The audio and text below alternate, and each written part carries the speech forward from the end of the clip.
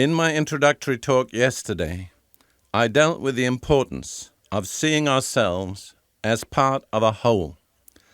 I pointed out that it's a false philosophy which detaches us from all the people around about us and seeks to give our life meaning in detachment from other people.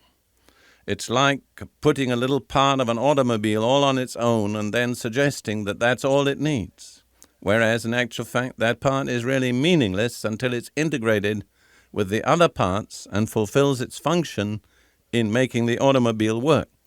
What's true in that simple mechanical example is equally true of each of us as human beings. To be effective, to be happy, to be fulfilled, we've got to be more than just a little part on our own. I quoted some scriptures in this connection.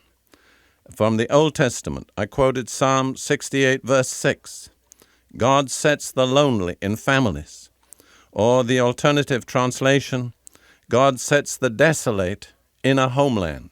In other words, God takes the individual who would be lonely and isolated, and he places him in a human setting, whether it's a family or whether it's a homeland, whether it's a nation. And then in the New Testament, the words of Paul in Acts chapter 17, verse 26. From one man God made every nation of men, that they should inhabit the whole earth. Notice, God made the nations. They're not accidents.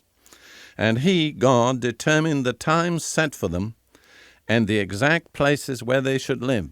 That's a very far-reaching statement. God chose the place, God set the time.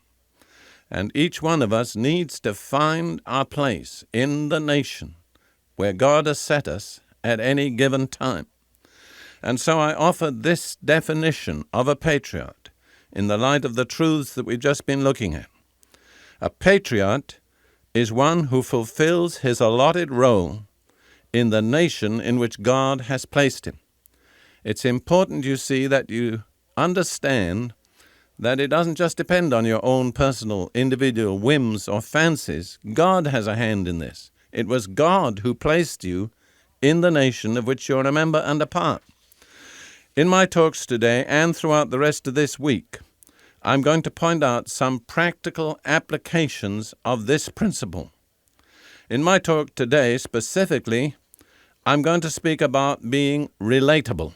Now, relatable, I think, is a word I've coined. But what I understand by it is being the kind of person that other persons can relate to and that can relate to other persons. Now, I've lived quite a long while, and I've lived with a lot of different people. I am the head of a very large family. I and my first wife had 9 adopted daughters. My second wife gave me 3 more children, so I'm responsible as the head of a house for 12 children. I have, I don't know how many grandchildren, probably something like 40, and a good number of great-grandchildren. So I'm not speaking out of theory. I myself was an only child. I had no brothers or sisters. And so when I came in, by God's providence, into this very large family setting, I had to learn a lot about being relatable. I was very much a person used to going my own way, doing my own thing, thinking my own thoughts. I was used to getting off on my own and just, being myself. And I think God chose this particular way of dealing with this aspect of my character. I don't think I was a very relatable person because I didn't see the importance of human relationships. But believe me, over the years, sometimes the hard way and sometimes the not so hard way, I've learned a good deal about this concept of being relatable. And so I want to speak for a little while today on what this means, particularly for us as members of this nation, the United States of America. I want to point out to you one very interesting and important feature of the United States and its history and origin, which I believe to be unique. And I want to introduce it this way by telling you what the Hebrew name, the name in modern Hebrew, is for the United States. In the Hebrew language, it's Aratzot Habrit. That means lands of the covenant. Now, Hebrew is perfectly capable of saying the United States, but it doesn't. Its particular name for this nation is lands of the covenant. What does that mean? It represents real discernment into the significance of the history of the United States. That this nation, I think alone of all modern nations, is based on a covenant, which we call the Constitution. It's an agreement between a number of states as to how they would live and function together as a single nation. I don't want to go into the history of it. I'm sure you're familiar with that much. Now, what I want to point out is that having a covenant requires a certain kind of people. Only people of a certain kind can live in covenant relationship and make a covenant function. I believe the founding fathers of the United States clearly recognized this. In many of their statements, you'll find that they said something to the effect, it takes a certain kind of person to make this thing work. And basically, they all assumed a certain background, which I would call the Judeo-Christian ethic. That is the ethic that is based on the Bible, Old Testament and New, based on the Ten Commandments, based on an acknowledgement of God, on an acknowledgement that there's a divine law, that there are moral and spiritual principles that function with nations as with individuals. And you see, it's like having a blueprint from an excellent architect, which is what I consider the American Constitution to be. It's wonderful to have this blueprint, but bear in mind that no matter how good the blueprint is, you cannot build the building that the blueprint outlines unless you have the material that the building demands. In other words, the American Constitution requires certain kinds of people to make it operate. And one of the big problems of the United States today is a lot of people still want the covenant, but they don't want to be covenant men and women. They don't want to be relatable in the sense that I'm talking about. Now, there's a very practical question that arises out of what I've been saying. What kind of person is a relatable person? What do we have to be like in order to be the kind of people that will make this covenant, which is the Constitution, really function effectively? First of all, I want to say we need an ideal. Today, ideals tend to be scoffed at. We have no heroes. We have no ideals. We're cynical about everything and everybody. The implication is, just go your own way. Nobody's any better than you are. You don't have to live any higher than you feel like. I think that's a disaster.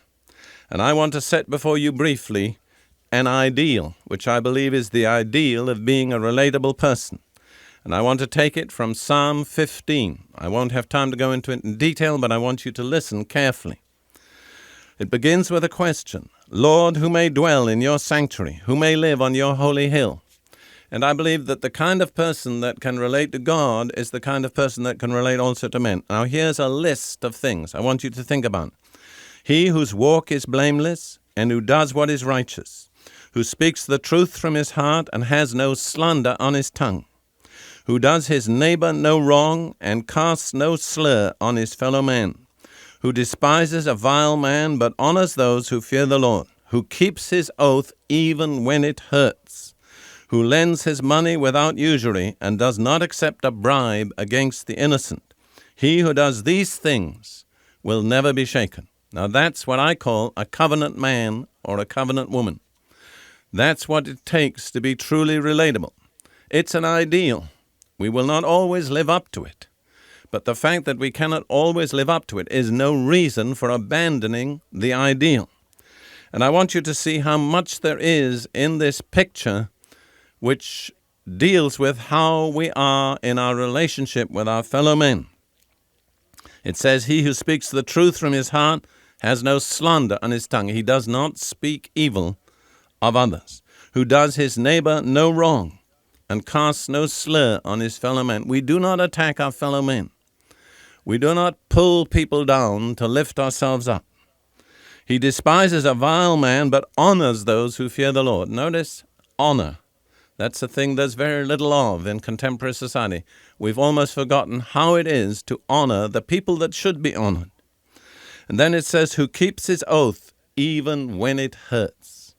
He can be relied on to do what he's committed himself to do. And then he doesn't lend his money on usury. He's fair and upright and generous in his financial dealings. I believe that's what it is to be relatable. Let me suggest that you take time to read Psalm 15 on your own and check on how near you are to that ideal. Well, our time is up for today, but before I close, I'm going to make a special request of you. This week and next, we're asking our listeners across the nation to express their appreciation of this radio ministry by sending us a special Thanksgiving offering. I'm sure you understand that this ministry is kept on the air by the offerings of people just like yourself, people who've been helped and blessed by its message. By sending us your offering at this time, you'll do three important things. You'll be expressing your appreciation for help that you yourself have received through this ministry. You'll enable us to bring the same kind of help to someone else who needs it as much as you do, but may not be in a position to support us financially. And you'll encourage and strengthen me personally. So please take time to